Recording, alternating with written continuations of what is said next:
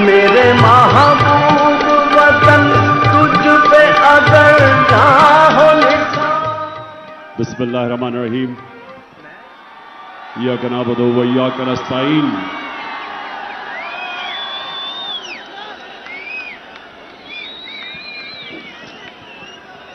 मेरे पाकिस्तानियों,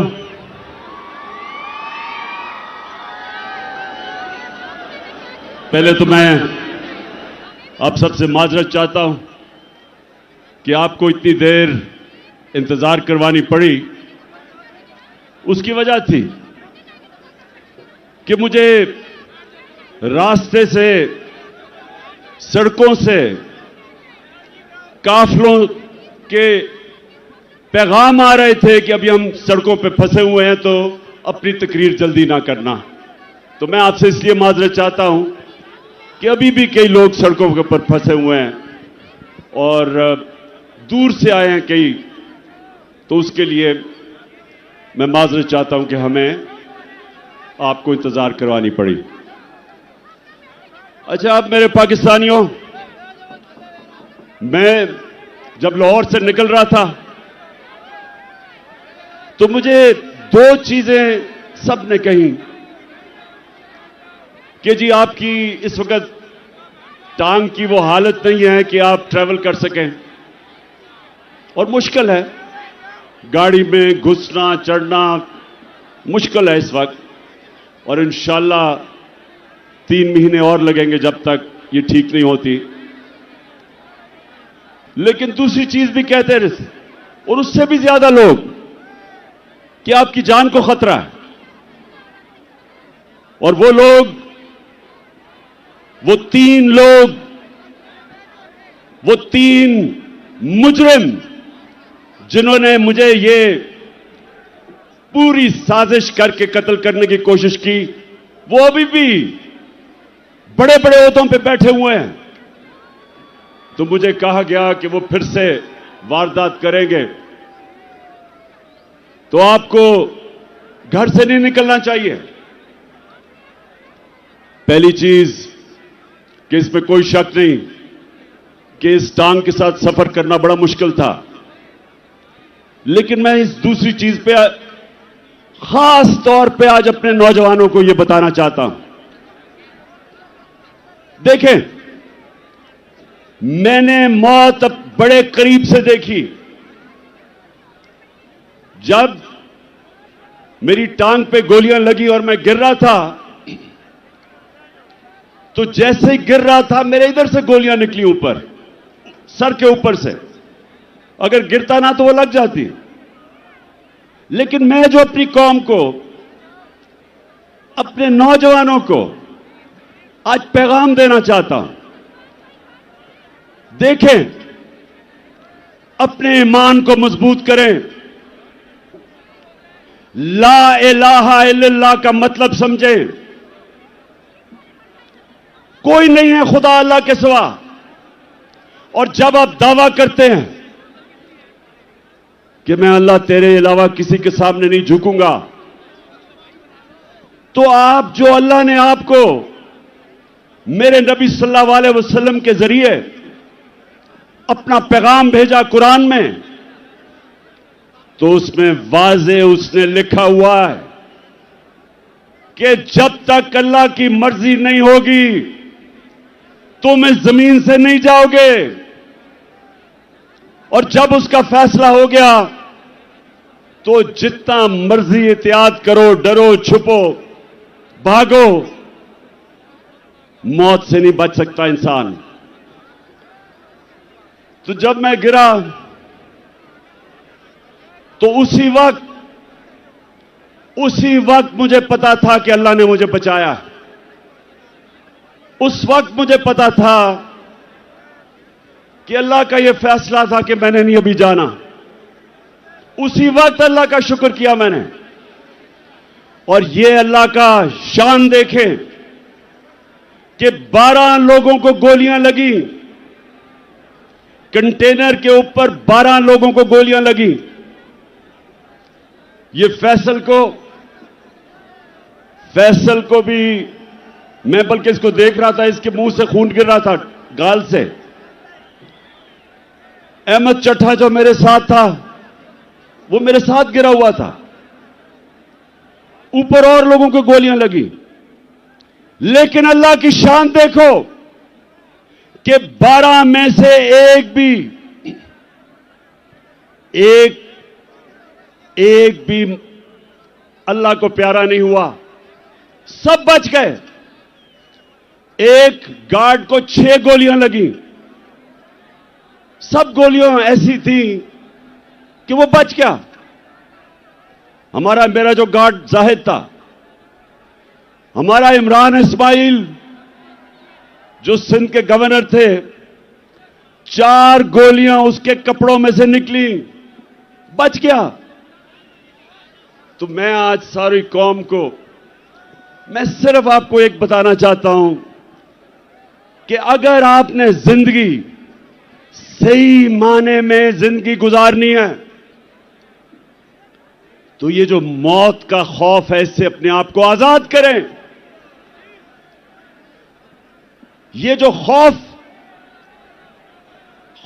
जो इंसान के ऊपर तारी होता है, बड़े इंसान को एक छोटा सा इंसान बना देता है।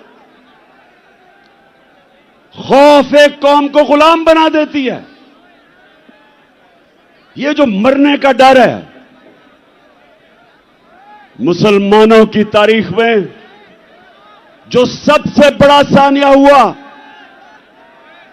हजरत इमाम हुसैन का करबला में, तो कूफा के लोगों को पता था कि हजरत इमाम हुसैन राय हक पे खड़े हैं, लेकिन यजीद का खौफ था, उसके जुल्म का खौफ था, नहीं मदद करने के लिए आए।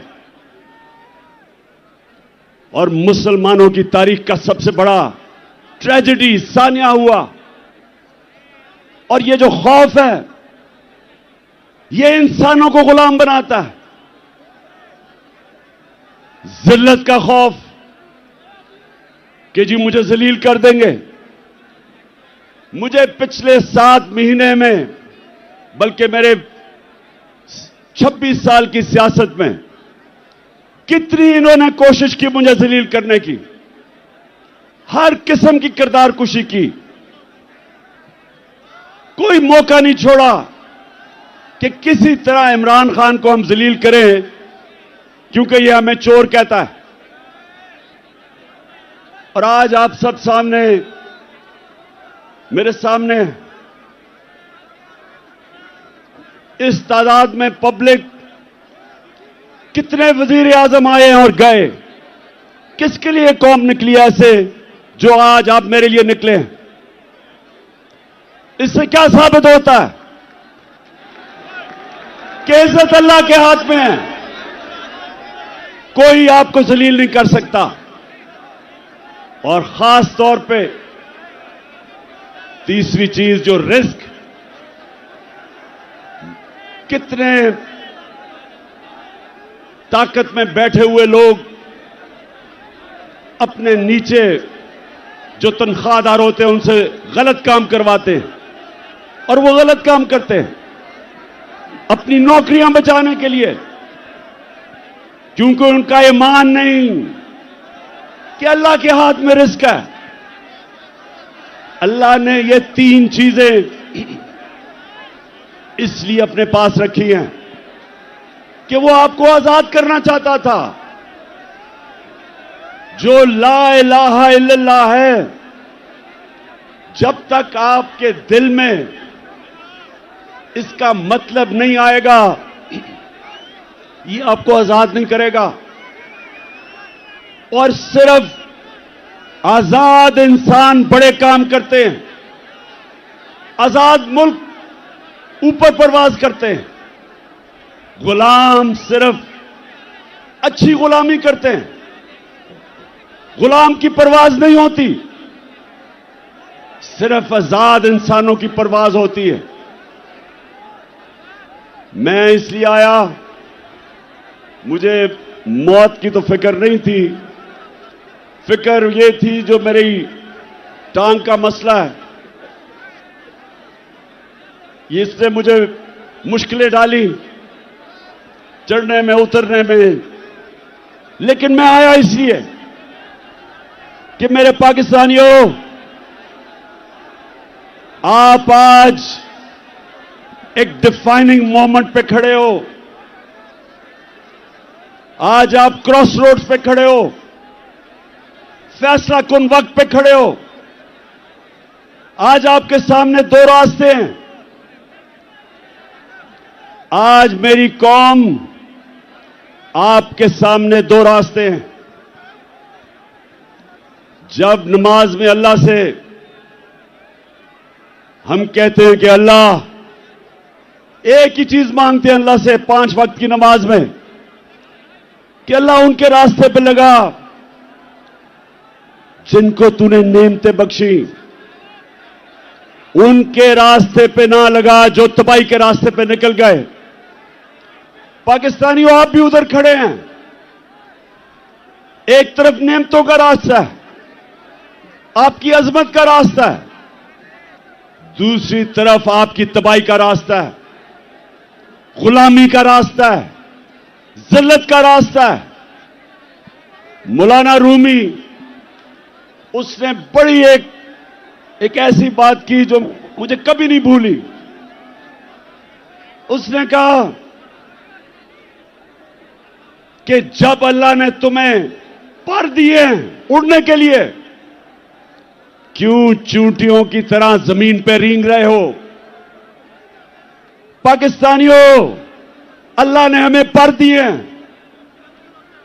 हमारा मुस्तकबिल यह नहीं है कि हम चूंटियों की तरह रेंगे। जो ऊपर आए फैसला करे कि जी आज तो ये चोर हैं, उनके ऊपर एक्शन ले, गवर्नमेंट गिरा दे। अगले दिन फिर बंद कमरों में फैसला हो कि नहीं जी, मैं अब एनआरओ दे दिया इनको, ये मैं गंगा में नहा के पाक हो गए हैं, और फिर उनको निकाले कि जी चोर हैं, और फिर उनको एनआरओ दे दे। और कौम अगर इस चीज को, अगर हम इन चीजों को, इस जुल्म को, इस नाइंसाफी को अगर कौम तस्लीम करती है, तो वो कौम के अंदर और भेड़ बकरियों में, गाय भैंसों में कोई फर्क नहीं है। इंसान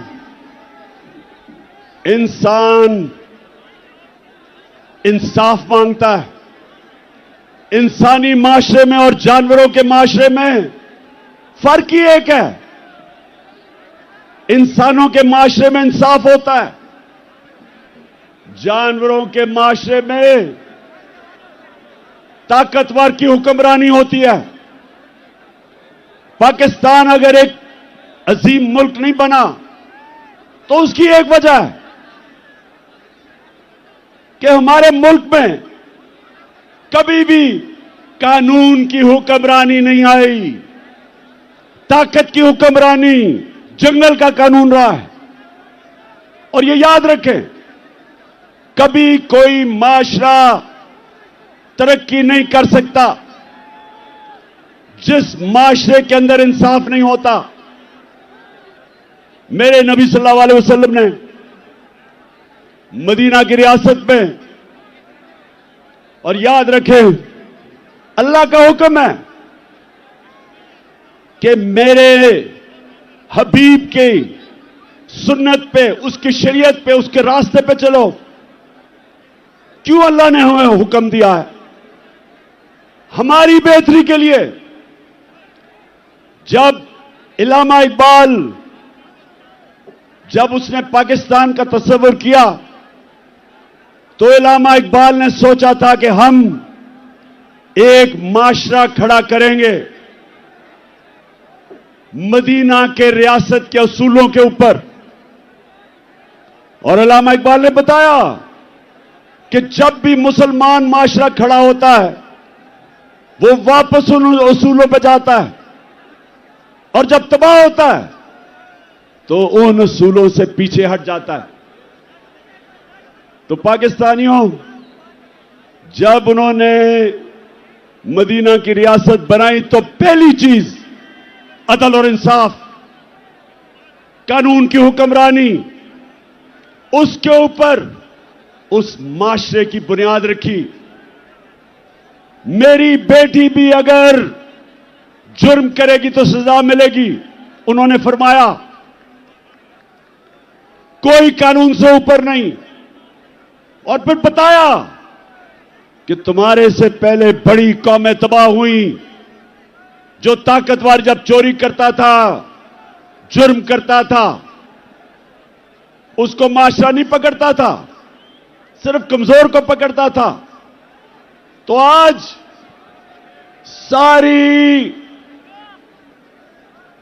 सारी दुनिया में आप चले जाएं, सारे गरीब मुल्क देख लें। मुझे मौका मिला दुनिया में गरीब तरीन मुल्क देखने का और अमीर तरीन। फर्क एक है, गरीब मुल्कों के अंदर इंसाफ नहीं।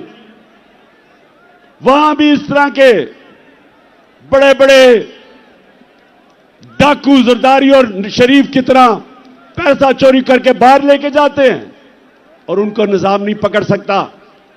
वहां भी सिर्फ छोटा चोर जेल में जाता है। सारे गरीब मुल्कों में देख लें और सारे खुशहाल मुल्कों में चले जाएं, यूरोप जाएं, स्विट्जरलैंड जाएं, स्कैंडिनेविया जाएं, बर्तानिया जाएं, पूछें जो बैरून मुल्क पाकिस्तानी उन मुल्कों में रहते हैं, उनसे पूछें क्यों वो आज तहरीक इंसाफ के साथ खड़े हैं, क्यों बैरून मुल्क पाकिस्तानी आज हमारे साथ खड़े हैं, क्यों उनको समझ है मैं क्या कह रहा हूं, क्योंकि उन मुल्कों के अंदर इंसाफ है। यहां से जाके वह पैसा बनाते हैं, वहां खुशहाली आती है, अपने बच्चों को अच्छे स्कूलों में पढ़ाते हैं। क्यों? क्योंकि उनके मुल्क में इंसाफ है, मेहनत का फल मिलता है, उनके हुकूक की तहफ़्फ़ुज़ है, उनकी अदालतें इंसानों के अंदर इंसाफ करती हैं, इसलिए वहां खुशहाली है। और गरीब मुल्कों के अंदर हर गरीब मुल्क अब चले जाएं, उनके बड़े बड़े वजीर आजम, उनके सदर मुल्क से पैसा चोरी करके बाहर ले जाते हैं। हर साल 1700 अरब रुपया गरीब मुल्कों का चोरी करके, उनके ही साहिब इख्तिदार चोरी करके अमीर मुल्कों में ऑफशोर अकाउंट्स में ले जाते हैं। गरीब होता जा रहा है, अमीर मुल्क अमीर होते जा रहे हैं। तो पाकिस्तान अगर आज इन हालात में है, इसकी ये वजह नहीं कि वसाइल की कमी है, इसकी वजह ये कि हमने शुरू से ही कानून की हुक्मरानी नहीं की। मार्शल लॉ आता था तो वो कानून तोड़ के आता था, ताकत की हुक्मरानी थी, वो कानून से ऊपर थे। लेकिन ये जो दो खानदान जिन्होंने 30 साल इस मुल्क पे हुकूमत की, इन्होंने भी कभी मुल्क के इदारों को मजबूत नहीं होने दिया। ये भी जब आते थे तो बजाय इदारों को मजबूत करते, कानून की हुक्मरानी लेके आते, इन्होंने भी आते साथ ही इदारों को कमजोर किया, क्योंकि करप्शन नहीं हो सकती थी जब तक इदारे कमजोर ना हो। और ये वजह है पाकिस्तानियों, नौजवानों जो तरसते हैं मुल्क से बाहर जाने के, नौकरियां ढूंढने के लिए, ये समझ जाएं कि बीमारी एक है, इंसाफ नहीं है। अब मुझे ये बताएं, आजम स्वाति ने बात की कि क्या मसला था हमारी हुकूमत को जो हटाया गया? क्या इमरान खान के ऊपर कोई करप्शन थी? जब भी इन दोनों की हुकूमतें हटाई गई तो करप्शन होती थी। हमें किस वजह से साजिश के तहत हटाया गया। कौन सी हम गलती कर रहे थे? पहले ये जो बैंकरप्ट दिवालिया निकाल के मुल्क का इन्होंने जब छोड़ा 2018 में, पाकिस्तान की तारीख का सबसे बड़ा बैरूनी खसारा $20 अरब। हमने मुल्क संभाला, बैरून मुल्क मैं गया, हमारे दोस्त ममालिक से पैसे लिए, शर्म आई मुझे। मैं ये भी आपको बता दूं कि मेरे 3.5 साल में सबसे ज्यादा शर्मिंदगी होती थी जब हमें जाके मुल्क के लिए पैसे मांगने पड़ते थे।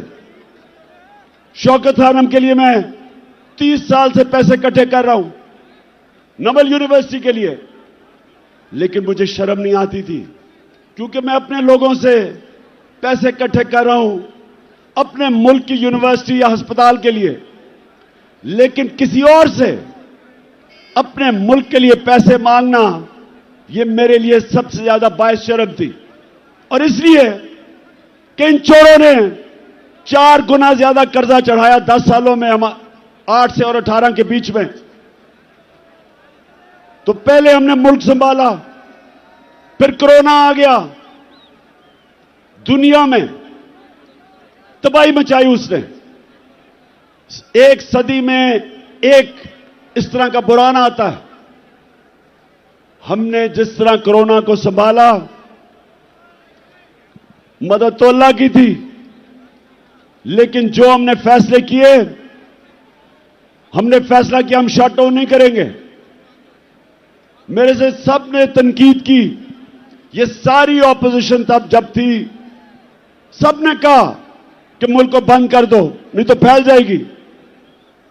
मैंने सबको कहा, एक सवाल पूछा, मैंने कहा मुझे एक जवाब दो कि वो जो छाबड़ी वाला है, वो जो रिक्शा वाला है, वो जो टैक्सी चलाता है, वो जो दिन की दिहाड़ी ले करता है और घर आके अपने बच्चों का पेट पालता है, वो जो कच्ची वादियों में 7-7 लोग एक कमरे में हैं, उनको मैं क्या कहूंगा? उनका जब बंद कर दूंगा तो उनको वो खाना किधर से देंगे अपने बच्चों को? और यकीन करें, ये जो मेरी तनकीद कर रहे थे ऑपोजिशन वाले, कोई जवाब नहीं था। हमने लॉकडाउन ही लगाया, हमने अपनी बिजनेसेस बचाई, हमने इनको सस्ते कर्जे दिए, हमने एहसास प्रोग्राम जो दुनिया ने, वर्ल्ड बैंक ने कहा कि दुनिया का 4थे नंबर पर बेहतरीन प्रोग्राम था जिसने निचले तबके को बचाया, हमने अपने मुल्क को कोरोना से निकाला। फिर जो भी आजम बता रहा था, हमने रिकॉर्ड एक्सपोर्ट्स की। आखिरी साल हमारा टैक्स करेक्शन रिकॉर्ड, 17 साल के बाद सबसे ज्यादा इंडस्ट्री हमारी ऊपर गई, 10.5%। 17 साल के बाद हमारी ग्रोथ रेट 6%, तीसरे साल 5.7। तो हमने तो मुल्क को उठा दिया था, हमने तो किसानों को उठा दिया था। आज किसानों से पूछें कि जितना पैसा किसानों ने हमारे दौर बनाया, उन्होंने अपनी पैदावार पे लगाया, रिकॉर्ड फसलें हुई, 4.5% पे हमारी ज़राअत ऊपर आई 17 साल के बाद। तो मुल्क तो ऊपर जा रहा था। हमने हेल्थ कार्ड लेके आए, पहली दफा पाकिस्तान की तारीख में एक हुकूमत ने आम आदमी का सोचा कि हर घराने के पास 10 लाख इंश्योरेंस हो, किसी भी अस्पताल में जाके गरीब खानदान इलाज करवा सके। पहली दफा गरीबों ने प्राइवेट हॉस्पिटलों में इलाज करवाए अपने हेल्थ कार्ड की वजह से। और हमने 50 साल के बाद पाकिस्तान में डैम्स बनानी शुरू की, 3 बड़ी डैम्स बनाई, बन रही हैं। अब पता नहीं उनके क्या हालात हैं। पहली पाकिस्तान की जमात जिसने मौसम की तब्दीली के ऊपर काम किया, 10 अरब दरख्त उगाने का प्रोजेक्ट किया। तो मैं ये सवाल पूछता हूं आज कि क्या हमने जुर्म किया था कि बैरूनी साजिश के साथ मिलकर हमारी हुकूमत गिराई? और मैं एक जगह फेल हुआ हूं। मैं 3.5 साल में एक जगह फेल हुआ हूं। मैं ताकतवर को कानून के नीचे नहीं ला सका। जिन लोगों ने इस मुल्क को लूटा था, जिनके ऊपर करप्शन के केसेस थे, मैंने बड़ी कोशिश की, लेकिन नैब मेरे नीचे नहीं थी, वो एस्टेब्लिशमेंट के नीचे थी। नैब वाले मुझे कहते थे कि जी केस सारे तैयार हैं, लेकिन हुक्म नहीं आ रहा। जिनके पास कंट्रोल था वो हुक्म नहीं दे रहे थे। वो इन चोरों से बजाय इनको जेलों में डालने के डीलें कर रहे थे। मैंने हर मीटिंग के अंदर यह बात की कि जनाब, जब तक आप ताकतवर को कानून के नीचे नहीं लेके आएंगे, बड़े बड़े डाकुओं का एहतसाब नहीं करेंगे, या करप्शन खत्म नहीं होने लगी। तो मुझे बार बार जवाब आता था कि इमरान साहब, आप इकोनॉमी के ऊपर तवज्जो दें, इसको भूल जाएं, एहतसाब को। मुझे यह कहा क्या कई दफा कि अच्छा जी इनको छोड़े, एनआरओ दे दें, इनको नैब के अंदर कानून बदल दें। ये भी जिनके पास ताकत थी, मुझे अफसोस से कहना पड़ता है कि वो करप्शन को बुरा नहीं समझते थे। उनके लिए करप्शन, और करप्शन क्या होती है? चोरी तो होती है जो आपके घर में चोरी, आपका टेलीफोन चोरी हो गया। करप्शन होती है जो मुल्क के खजाना के ऊपर डाका होता है, जो मुल्क को नुकसान पहुंचाती है, वो करप्शन है। और वो करप्शन जिनके पास ताकत थी उनको ये बुरी नहीं लगती थी। और आपने देख ही लिया कि क्योंकि बुरी नहीं लगती थी तो ये सारे चोरों का टोला ऊपर बैठा दिया। अगर साजिश नहीं भी की थी तो इनका रास्ता नहीं रोका, इनको आने दिया।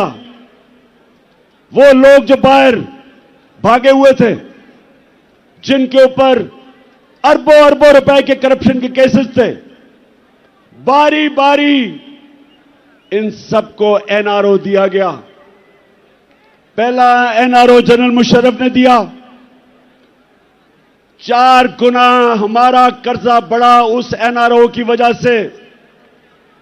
ये वापस आए, दोनों हाथों से इन्होंने मुल्क लूटा। और फिर अब कि एक हुकूमत जो चल रही थी उसको गिराया। और इन्होंने किया क्या? अच्छा, पहले तो मैं एक चीज वाज़ेह कर दूं कि बार बार हम सुनते हैं कि जी ये साइफर एक ड्रामा था। हम ये सुनते हैं कि जी ये तो साइफर थी कोई चीज नहीं, ये कोई एक फेक बयानिया बनाया गया।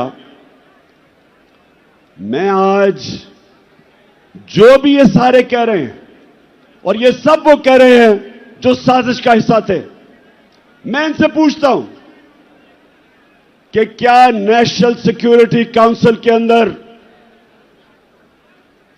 असद मजीद का साइफर जो डोनाल्ड लू से उसकी गुफ्तगू थी, क्या नेशनल सिक्योरिटी काउंसिल में यह रखी नहीं गई? और क्या इसमें यह नहीं लिखा हुआ था कि वो डोनाल्ड लू इसको कह रहा है असद मजीद को कि इमरान खान को अगर आप नहीं हटाओगे तो तुम्हारे मुल्क को मुश्किलात का सामना करना पड़ेगा। और अगर तुमने इसको हटा दिया तो हम सब कुछ माफ कर देंगे। क्या यह साइफर के अंदर नहीं था जो नेशनल सिक्योरिटी काउंसिल में आया सामने? और क्या नेशनल सिक्योरिटी काउंसिल ने यह कहा नहीं कि अमेरिका से प्रोटेस्ट करो, डिमार्च करो, उनको कहो कि तुम्हारे मुल्क में मुदाखलत कर रहे हो? तो जब यह सारा सच है, यह कहना कि जनाब ये कोई ड्रामा था, ये मुल्क की तौहीन है, ये इमरान खान की तौहीन नहीं है। कि क्या मजाल है किसी मुल्क का एक छोटा सा सरकारी ऑफिसर एम्बेसडर को कहे कि जनाब अपने वजीर आजम को हटा दो? कभी सुना यह होता हुआ? मैंने कभी नहीं सुना, क्योंकि किसी की जरूरत नहीं है करने की। और फिर अब मैं आपको बताऊं कि जब से ये इंपोर्टेड हुकूमत आई है, मुल्क से हुआ क्या है? जब जुल्मो सितम के कोहे गरा रूई की तरह उड़ जाएंगे हम महकूमों के पांव तले। ये धरती धड़ धड़ धड़केगी और अहले हुक्म के सहरुख पे जब बिजली कड़कड़ कड़केगी हम देखेंगे लाजिम है कि हम भी देखेंगे। अच्छा जी, अब जरा ये थोड़ा सा आपके सामने मैं अदाद और शुमार लेके आ रहा हूं कि किधर पाकिस्तान था मार्च में जब अदम एतमाद की इन्होंने टेबल किया असेंबली में, और किधर आज है। 7 महीने में जो पाकिस्तान हुआ, जो इससे हुआ, वो मैं आपके सामने रखता हूं। फिर से मैं आपको बता दूं कि 5.7 2021 में पाकिस्तान बढ़ा था आगे, और 6% 22 में बढ़ा था। 17 साल के बाद ये पाकिस्तान सबसे तेजी से हमारी इकॉनमी आगे बढ़ रही थी। हमारा जो ज़राअत थे 4.4%, वो भी 17 साल में सबसे ज्यादा। इंडस्ट्री 10.7% और लार्ज स्केल मैन्युफैक्चरिंग 7.2, ये भी 17 साल में सबसे ज्यादा। हमारी एक्सपोर्ट्स 32 अरब रिकॉर्ड, रिमिटेंसेस 31 अरब रिकॉर्ड। हमारे टैक्स 6,1500 अरब रुपया ऑल टाइम रिकॉर्ड। और जो महंगाई थी हमारे दौर पे, जिसको कहते हैं कंज्यूमर प्राइस इंडेक्स सीपीआई, वो 12.2 था। और सेंसिटिव प्राइस इंडेक्स जो महंगाई थी वो 14% थी। अब जब से ये आए हैं, इनकी एसपीआई हमारे दौर में थी 14%, इनके दौर में गई है 45%। 50 साल में सबसे ज्यादा महंगाई 7 महीने में हुई है। और जो सीपीआई है वो 27%, हमारे दौर में 12% थी। और फिर पेट्रोल, आटा, घी, दाल, बिजली, सबकी 100% कीमत बढ़ चुकी है। महंगाई जो आज आम आदमी को सबसे ज्यादा तकलीफ दे रही है, वो सबसे ज्यादा 50 साल में इनके दौर में बढ़ी है। रुपया 178 रुपया था डॉलर जब अदम एतमाद हुआ, आज 240 रुपए। आज ये जरा सुनते जाएं कि जिन्होंने ये मुल्क में ये चोरों को लेके आए, इन्होंने किया क्या है पाकिस्तान से। मैं सिर्फ इसलिए कह रहा हूं कि ये तारीख याद रखे कि ये जो हुआ है हमारे मुल्क से, इन्होंने जो ज़राअत तेजी से बढ़ रही थी, ज़राअत के अंदर गन्ना 9% कम, चावल 40% कम हुए हैं, कपास 25% कम, और इस वक्त जो हमारी बेरोजगारी है वो 22.5% बढ़ चुकी है।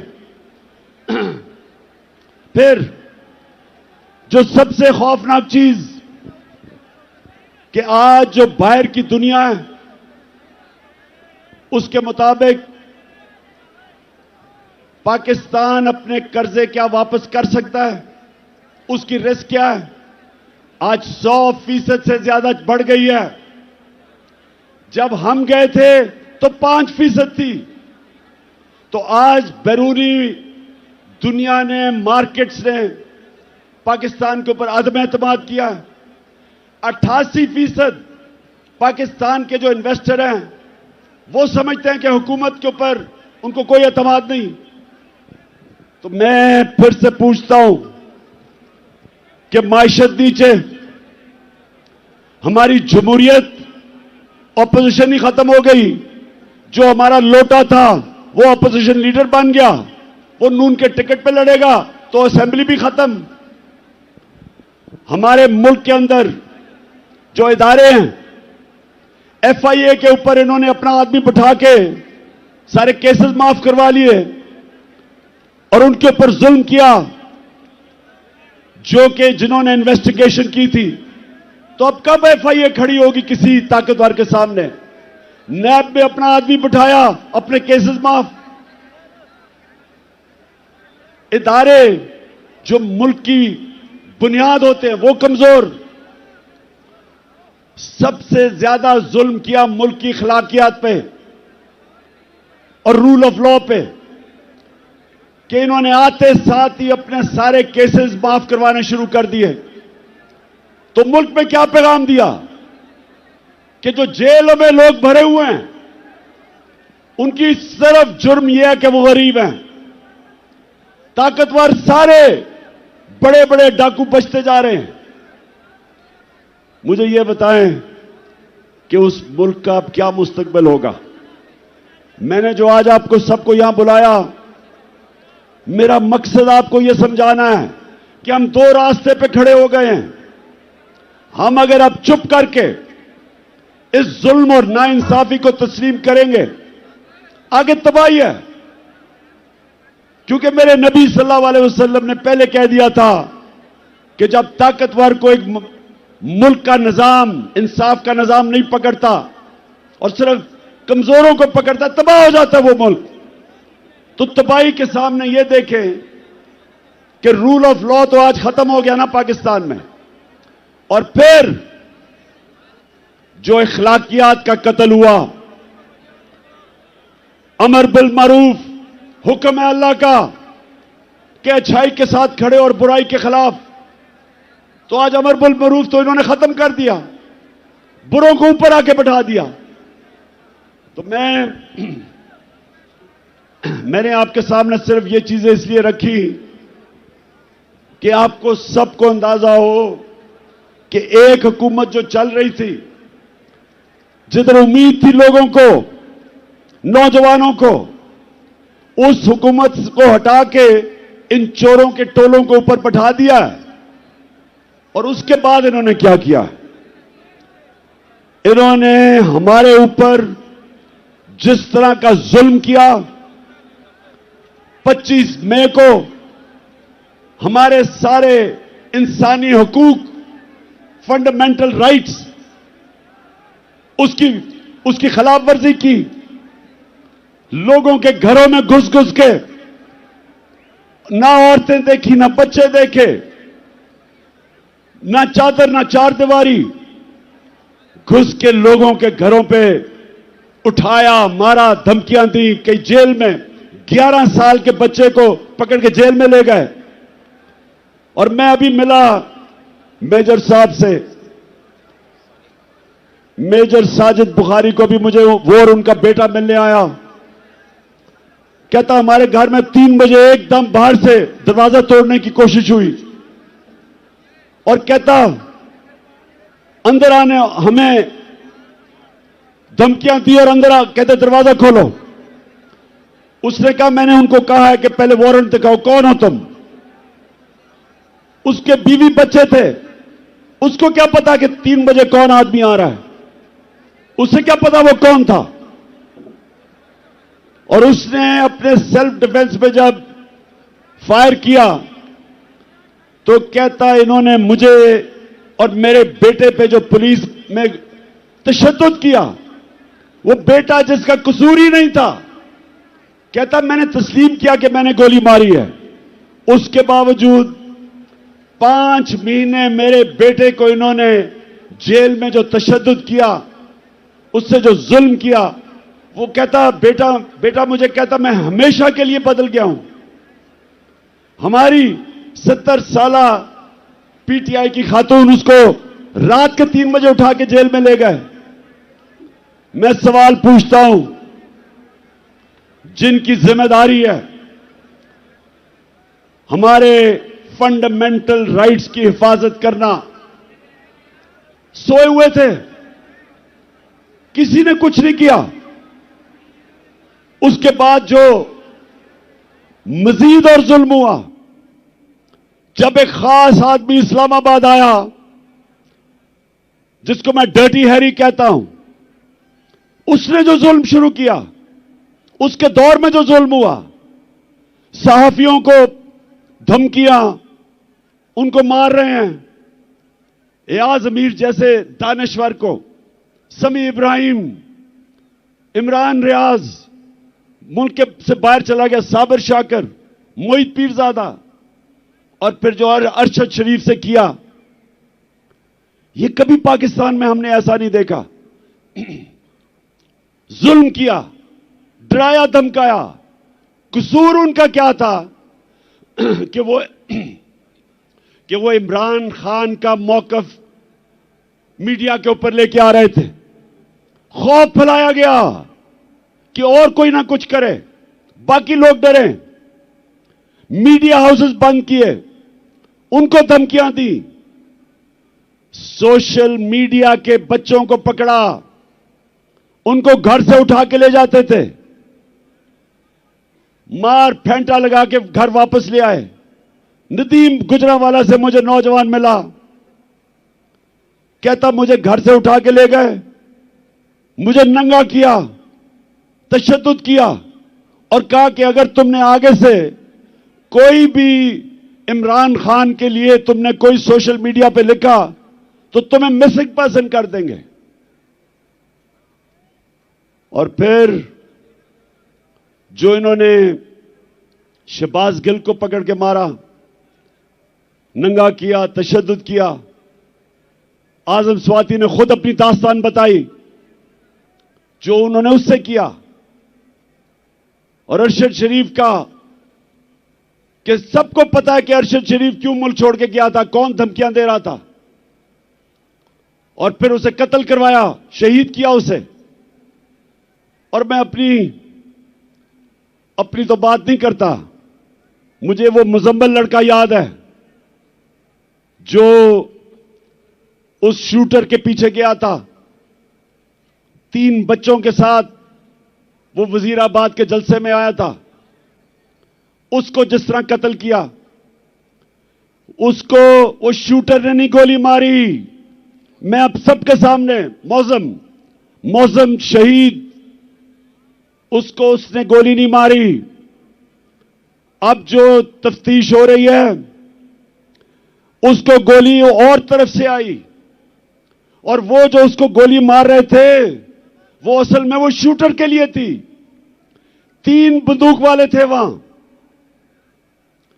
एक वो जिसने हमारे पे फायर किए, एक वो जिसने सामने से गोलियां चलाई जो हमारे ऊपर से निकल गई, और एक ये जिसने इसको कत्ल करना था, जिस तरह लियाकत अली खान को जिसने कत्ल किया था उसको वही मारा गया ताकि वो बोले ना, तो रास्ते में बेचारा मौजम आ गया। और मैं आज अभी आपके सामने ये 2 वीडियो चलाना चाहता हूं। मैं चाहता हूं ये जरा गौर से देखें, क्योंकि मुझे पता था, मैं अब जो अपनी बात कर रहा हूं, मुझे पता था ये 3 लोगों ने प्रोग्राम बनाया मुझे मारने का। मुझे पता था, मुझे अंदर से खबरें आई, एजेंसीज के अंदर से, कि पहले ये प्रोपेगेंडा करेंगे कि इमरान ने तौहीन मजहब की, और उसके बाद ये कहेंगे जी दीनी इंतहा पसंद ने इसे कत्ल कर दिया। ये 2 आप वीडियो देखें। ये आज से 2 महीने पहले मैंने ये क्या कहा था, ये देखें। किया मुझे मरवाने का, वो इसके पीछे हैं। इन्होंने फैसला किया कि जी कहेंगे तौहीन मजहब किया, और उसके बाद अगर मुझे किसी ने कत्ल किया तो कहेंगे जी कोई मजहबी जुनूनी ने कर दिया क्योंकि इसने तौहीन मजहब किया। कोई ये कान खोल के सुन लो, मैंने अपनी सारी कौम एक टेप बना के रखी हुई है। जिस वक्त मुझे कुछ हुआ वो टेप आ जाएगी, रिलीज होगी, और वो 4 लोगों के नाम सारी कौम के सामने आएंगे जिन्होंने बंद कमरों में ये फैसला किया और दूसरी कोशिश कर रहे हैं। पहले से इनका प्लान बना हुआ है, मैं आप सबको पहले भी बता चुका हूं। 4 लोगों ने बंद कमरे में फैसला किया मुझे मरवाने का, और वो लोग अभी भी उस साजिश पर लगे हुए हैं। उन्होंने दोनों मरियम जो झूठ बोलने की पीएचडी दोनों के पास है, इनको और जावेद लतीफ को, इन्होंने इनसे प्रेस कॉन्फ्रेंस करवाई, और प्रेस कॉन्फ्रेंस करवाई ऐसी कि इमरान खान खुदा ना खास्ता उसने मजहब की तौहीन की है। और फिर इनकी कोशिश है कि इसकी वजह से अगर कोई भी मेरे ऊपर वारदात हो तो कहेंगे जी मजहबी जुनूनी ने कर दिया, कहेंगे कि जी कोई दीनी इंतहा पसंद है इसको मार दिया। ये इनका प्लान है। लेकिन मैं आज आप सबको कह रहा हूं, सारे पाकिस्तान में मैं फिर रहा हूं, मुझे अपनी जान से ज्यादा मुझे पाकिस्तान की आजादी की फिक्र है। मैं आजाद देखना चाहता हूं। जी, तो मैं ये आपको आज इसलिए दिखाई कि प्लान का मुझे पहले पता था। क्यों करना चाहते थे? क्योंकि इन्होंने समझा था कि जब तहरीक इंसाफ की हुकूमत गिराई थी तो एकदम लोग भूल जाएंगे, पार्टी टूट जाएगी। इनके ज़हन में भी नहीं था कि एक बाशऊर पाकिस्तानी पब्लिक बजाय तहरीक इंसाफ को भूलने के लिए उस कौम हमारे साथ आके खड़ी हो गई। और जितने जितने इनकी शक्लें देखते रहे इन चोरों की, और ज्यादा लोग हमारे साथ आ गए। और फिर जो इन्होंने माइशत की तबाही की, उससे और मजबूत हो गई पार्टी। और उसके बाद जो इलेक्शन हुए, सारे इलेक्शनों में लोगों ने बार बार पैगाम दिया कि इन्होंने ये इंपोर्टेड हुकूमत उनके लिए मंजूर नहीं है। बार बार कौम ने पैगाम दिया, लेकिन बजाय अवाम की आवाज सुनने के हमारे ऊपर तशद्दुद शुरू हो गया। यानी वो पाकिस्तान की सबसे बड़ी जो सियासी जमात, उसको हर किस्म का हरबा इस्तेमाल किया गया, हमें डराने, धमकाने, तोड़ने, तशद्दुद करने पे।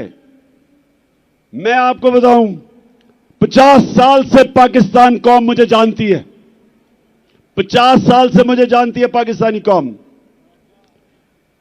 मैंने कभी इस तरह नहीं मुझे एहसास हुआ अपने मुल्क में रहते हुए कि पिछले 7 महीने में मुझे ऐसे लगा कि मैं शायद कोई मुल्क दुश्मन हूं या मैं कोई मुजरिम हूं। जिस तरह इन्होंने मेरे ऊपर एफआईआर काटी, मेरे ऊपर इन्होंने दहशतगर्दी का केस लिया है, मुझे पकड़ने आए, अवाम खड़ी हो गई। इन्होंने जिस तरह मेरे कारकुनों के ऊपर केसेस बनाए, इन्होंने पूरा जोर लगाया इलेक्शन में हराने का। इलेक्शन कमीशन साथ मिला हुआ था, एस्टेब्लिशमेंट इनके साथ थी। उसके बावजूद अवाम ने फिर से पैगाम दिया। दूसरी दफा जब बाय इलेक्शन हुए, अवाम ने पैगाम दिया कि वो हमारे साथ इन चोरों के साथ नहीं है। लेकिन मुझे अफसोस से कहना पड़ता है, मुझे अफसोस से कहना पड़ता है कि हमारे इदारे क्यों नहीं पुरानी गलतियों से सीखते। एक मुल्क और एक इंसान, एक इदारा तरक्की तब करता है जब अपनी गलतियों से सीखे। ईस्ट पाकिस्तान में क्या हुआ था मुझे याद है। मैं वो आखिरी हमारा जहाज आया था ढाका से, हम मैच खेलने गए थे अंडर 19 का। उसके बाद मिलिट्री ऑपरेशन शुरू हो गया था। मुझे तो वो याद है कि ढाका में क्या तासुर था लोगों का। हमने उनसे इंसाफ नहीं किया। पाकिस्तान की सबसे बड़ी जमात से इंसाफ नहीं किया। हमने जोर से ताकत को इस्तेमाल करते हुए अपनी मनमानी की, मुल्क टूट गया। और हमने सीखा नहीं कि आज जो एक वाहिद पाकिस्तान की सबसे बड़ी सियासी जमात, फेडरल पार्टी, जो सारे पाकिस्तान को इकट्ठा रख सकती है, उसके ऊपर यह हरबे इस्तेमाल किए जा रहे हैं। हर मौका इस्तेमाल किया हमें कमजोर करने का। सबको, मीडिया हाउसेस को धमकियां दी गई कि हमें ना दिखाया जाए।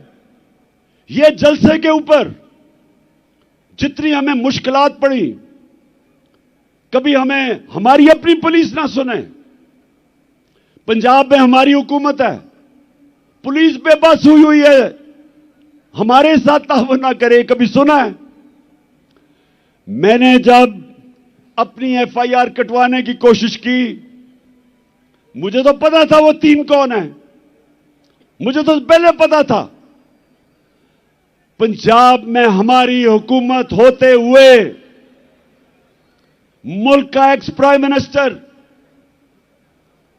सबसे बड़ी पार्टी का सरबराह, मैं अपनी एफआईआर नहीं कटवा सका।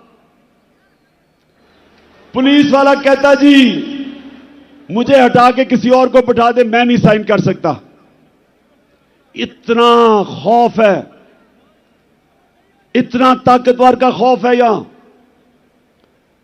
मेरे पाकिस्तानियों, ये मेरी सुनने बात, जिसकी वजह से आज मैं आपके पास पहुंचा हूं, और आसान नहीं था फिर भी इस टांग के साथ पहुंचना। लेकिन मैं आपको एक बात बताना चाहता हूं। देखिए, जब तक इस मुल्क के अंदर ताकतवर कानून के नीचे नहीं आएगा, जब तक इदारे जो आईन ने उनको लिमिट्स दी हुई हैं, दायरा दिया हुआ है, उस दायरे के अंदर रह के काम नहीं करेंगे, जब तक इदारे अपनी जिम्मेदारियां नहीं पूरी करेंगे, और मैं सब इदारों की बात कर रहा हूं, मैं अपनी अदलिया की बात कर रहा हूं, मैं अपनी मिलिट्री एस्टेब्लिशमेंट की बात कर रहा हूं, जो आपकी ये आज तनकीद नहीं कर रहा, वो मुल्क का दुश्मन है। मेरा पाकिस्तान है और मेरी फौज है। मैं चाहता हूं कि मेरे मुल्क की एक मजबूत डिफेंस हो। मैं गुलामी बार बार कहता हूं कि गुलामी से बेहतर मौत है। और अगर आपकी फौज मजबूत नहीं होगी, आपकी अगर फौज मजबूत नहीं होगी, तो मुसलमान दुनिया में देख लें क्या हालात है मुसलमान मुल्कों के आज। हमें तो फख्र है कि सारे मुसलमान मुल्कों में हमारी सबसे ताकतवर फौज है। तो जब मैं तनकीद करता हूं अपने इदारों की, अपनी अदलिया की, मैं वो पाकिस्तानी हूं जिसका जीना मरना पाकिस्तान में है। मैंने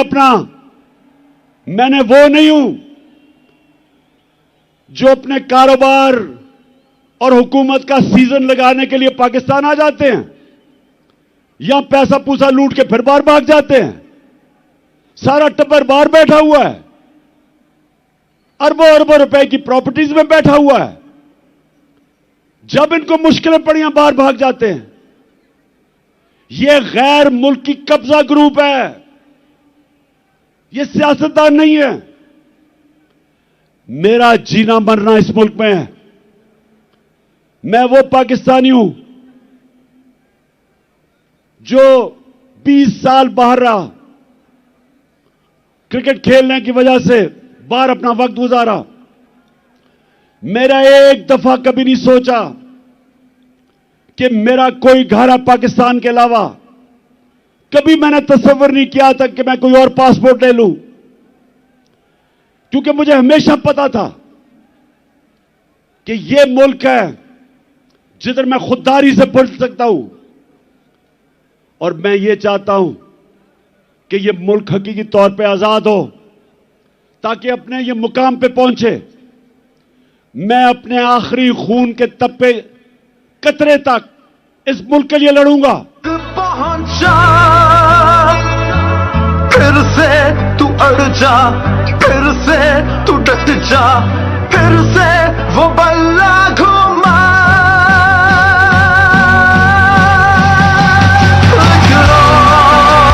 कदम बढ़ा, फिर से वो लम्हा दोहरा जब जीत के आया था, फिर से वतन को जिता। एक और कदम बढ़ा, फिर से वो लम्हा दोहरा जब जीत के आया था, फिर से वतन को जिता। इंशाअल्लाह जब मुस्तकबिल में इंशाअल्लाह इस मुल्क की तारीख इस चीज की गवाही देगी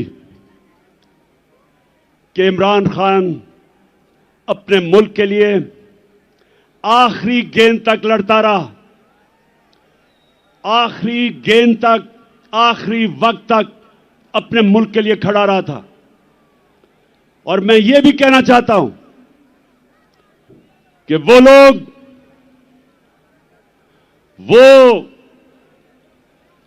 जिसने अपने अहसासों में बड़ा इजाफा किया और इंसानी हुकूक, पाकिस्तान की अवाम के हुकूक को रोंदा, पैरों के नीचे रोंदा, तारीख उसकी तरफ भी देख रही है।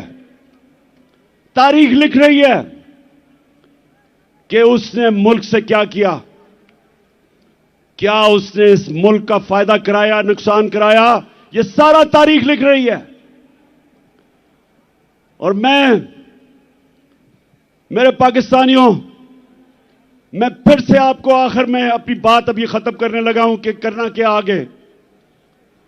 मैं फिर से आखिर में एक चीज आपको कहना चाहता हूं कि गुलाम कौम का कोई मुस्तकबिल नहीं है और आजादी कोई प्लेट में रख के नहीं देता। आजादी के लिए लड़ना पड़ता है। जंजीरें गिर नहीं जाती, तोड़नी पड़ती हैं।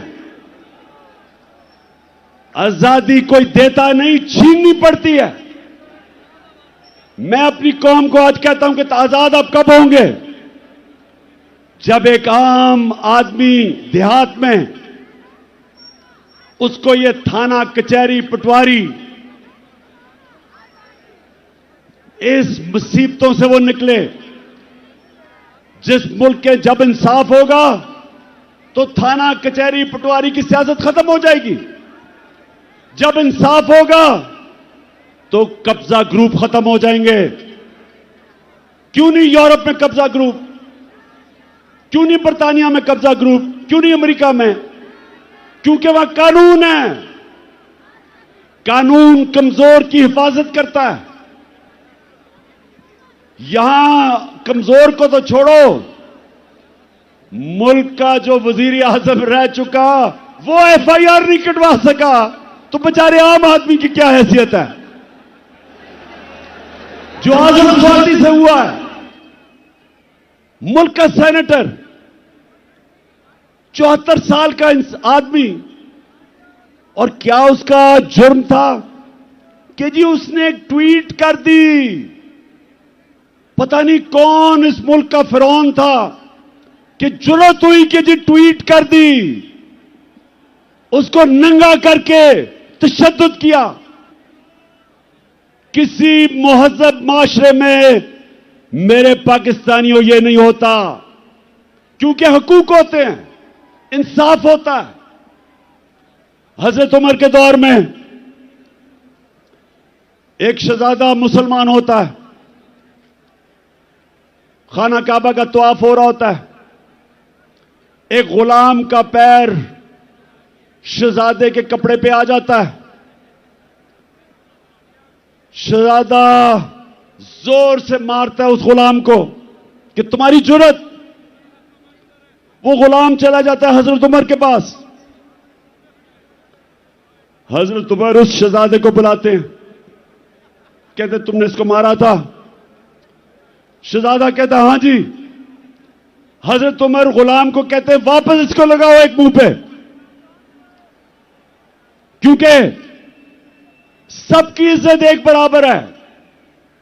गुलाम और शहजादे की एक इज्जत है। आज मगरिब में जाएं, बर्तानिया में जाएं, आपको पता चलेगा कि जो मदीना के रियासत के असूलों के ऊपर दुनिया की अजीम रियासत खड़ी की थी मेरे नबी सल्लल्लाहु अलैहि वसल्लम ने, उन असूलों के ऊपर आज मगरिब में लोग चल रहे हैं।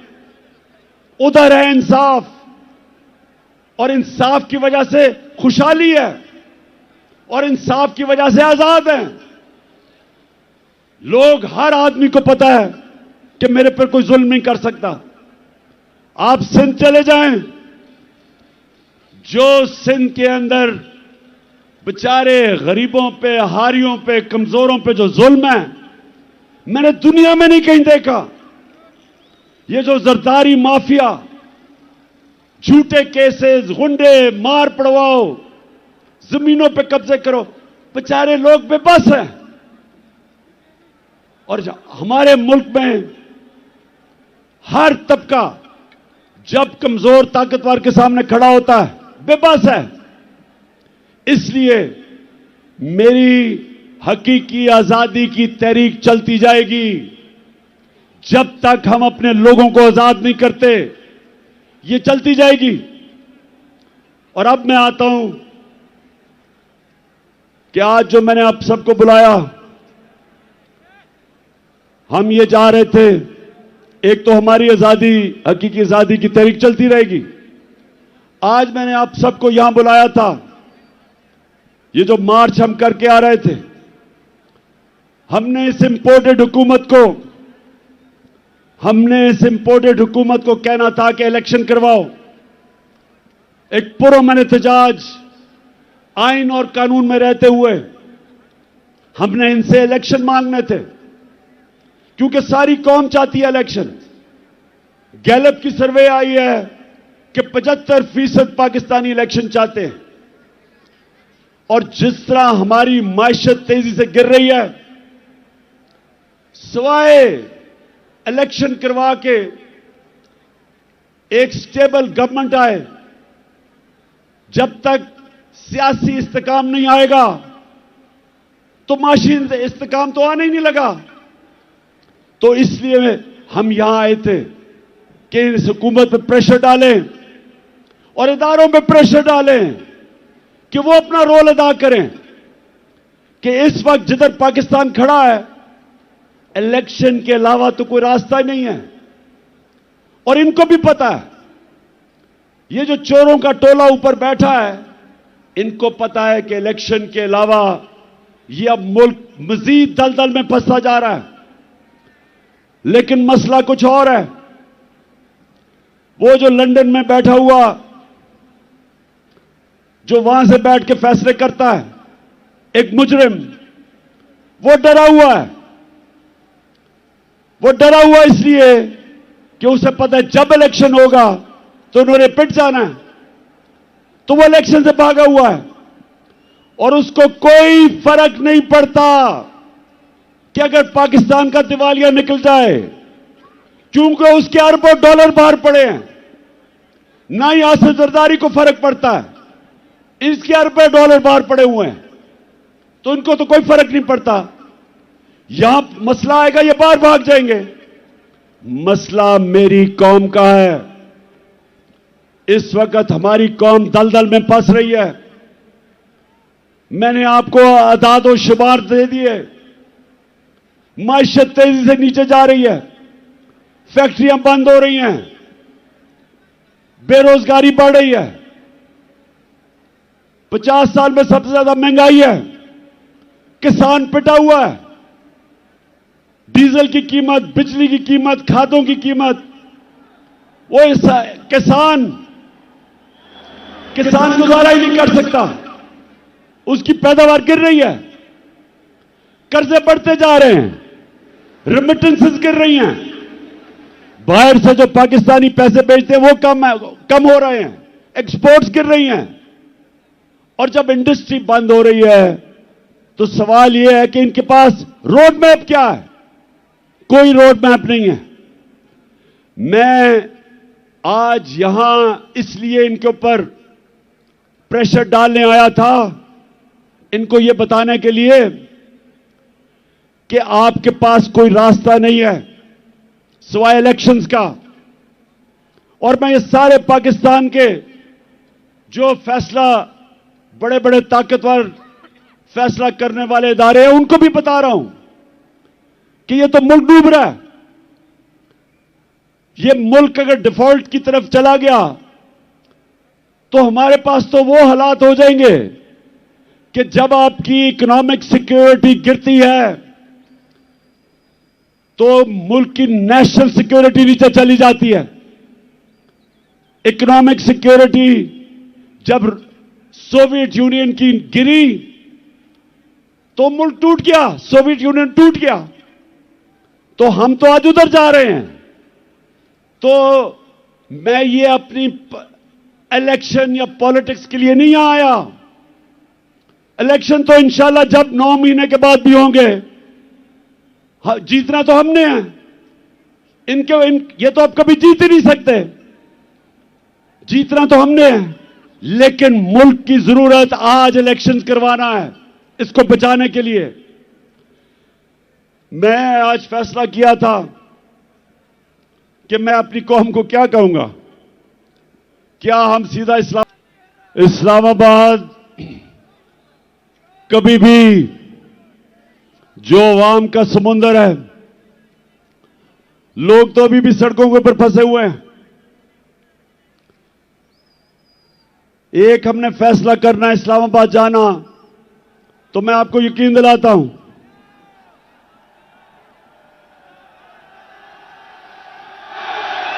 कि ना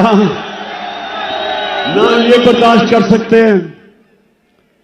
जितनी भी पुलिस आप जमा कर लें, जब लाखों लोग इस्लामाबाद में जाएंगे कोई नहीं रोक सकता उनको। लेकिन मेरे पाकिस्तानियों, मेरी जितनी भी 26 साल की सियासत है वो मैंने आइन और कानून के बीच में की है। मेरे लिए इन 7 महीने में बड़ा आसान था कि हम वो श्रीलंका वाला हालात पैदा कर देते। हमने 65 जलसे किए, कभी पाकिस्तान के जलसे में इतने लोग नहीं आए, लेकिन पब्लिक आती थी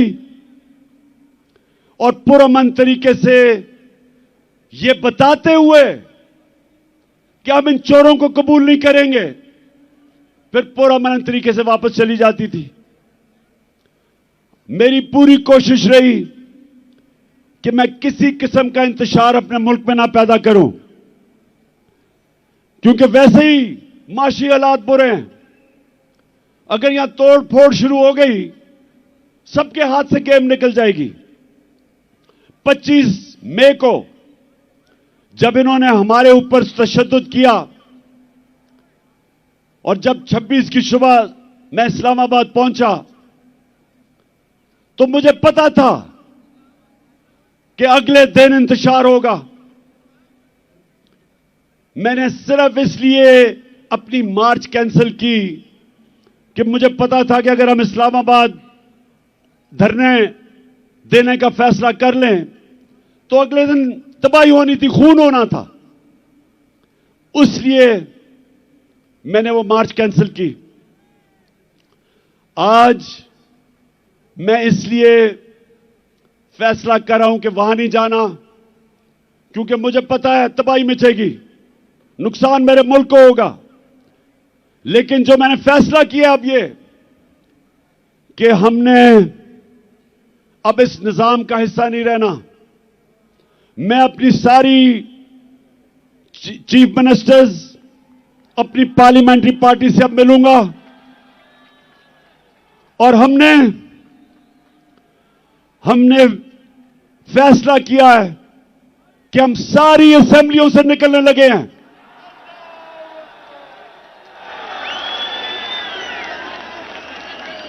हम बजाय अपने मुल्क में तोड़फोड़ करें, हम बजाय अपने मुल्क में तबाही मचाएं, इससे बेहतर है कि हम इस करप्ट निजाम से बाहर निकलें और इस मुल्क का हिस्सा, इस सिस्टम का हिस्सा ना बने कि जिधर ये चोर बैठ के अपने अरबों रुपए के करप्शन के केसेस हर रोज माफ करवा रहे हैं। गरीब लोग जेलों में हैं, छोटी छोटी चोरी पे बेचारे लोग जेलों में गल सड़ रहे हैं और ये बड़े डाकू अरबों रुपए की चोरी अपनी माफ करवाने के लिए पहुंच जाते हैं। और मुझे अफसोस वो है जो लोग इनको एनआरओ देते हैं।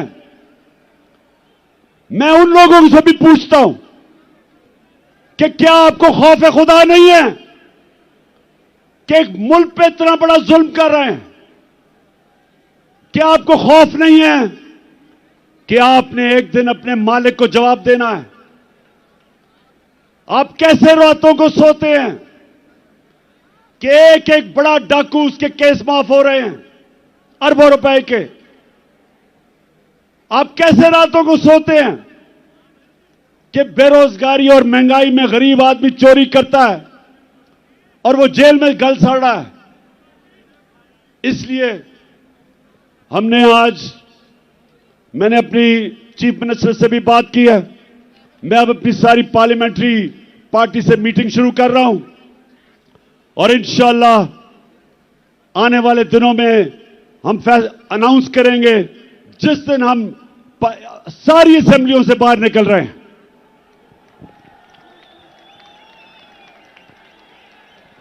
आखिर में मैं आप सबका शुक्रिया अदा करता हूं, जिस तादाद में आप यहां आए, जितनी मुश्किलों से आप आए, मैं आपका शुक्रिया अदा करता हूं। आपने मेरी हौसला अफजाई की, आपका शुक्रिया अदा करता हूं। और मैं आखिर में कभी ना भूलना, एक आपने आखिर में एक ओथ लेनी है, हल्फ लेना है, लेकिन यह भूलना ना कि आप एक अजीम कौम है, आपका एक अजीम मुकद्दर है। और इंशाअल्लाह ये मैं जद्दोजहद इसलिए कर रहा हूं कि मेरा ईमान है कि अल्लाह एक दिन हमारे मुल्क पे करम करेगा और वो तब करेगा जब ये कौम फैसला करेगी। जो कुरान में लिखा हुआ है कि मैं कभी किसी कौम की हालत नहीं बदलता जब तक वो कौम खुद अपनी हालत बदलने की कोशिश ना करे। और इंशाल्लाह वो मेरी कौम तैयार है अपनी हालत बदलने के लिए। अब ये हल्फ ले। बिस्मिल्लाहिर्रहमानिर्रहीम। हाथ उठा ले, हाथ उठा ले, माइक दे दें बॉस को।